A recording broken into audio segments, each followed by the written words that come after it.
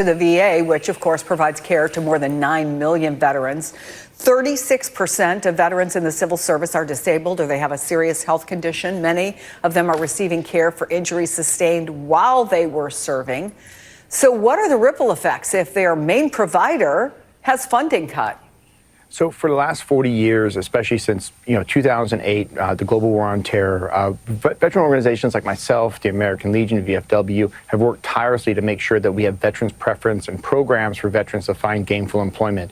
To solve many of the problems we have in the veterans community, it can start with a job and a career that gives veterans the ability to live the American dream and not have to worry about paying the mortgage next week.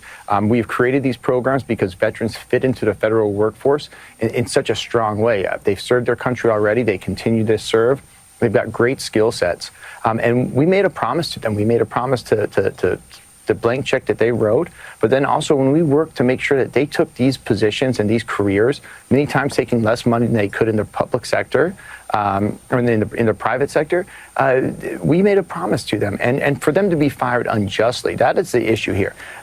We're all for making sure there's government accountability, making sure that taxpayer dollars are sent, but these people provide critical roles every single day to keep our country going. And so many of them feel like it's second service.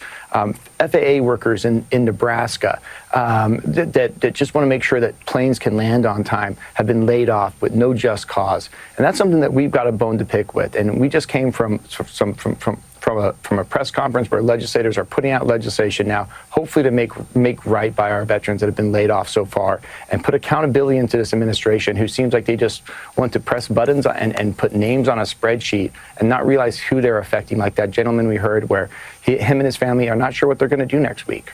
Yeah, how do you pay your mortgage? I also announced cuts to the VA, which of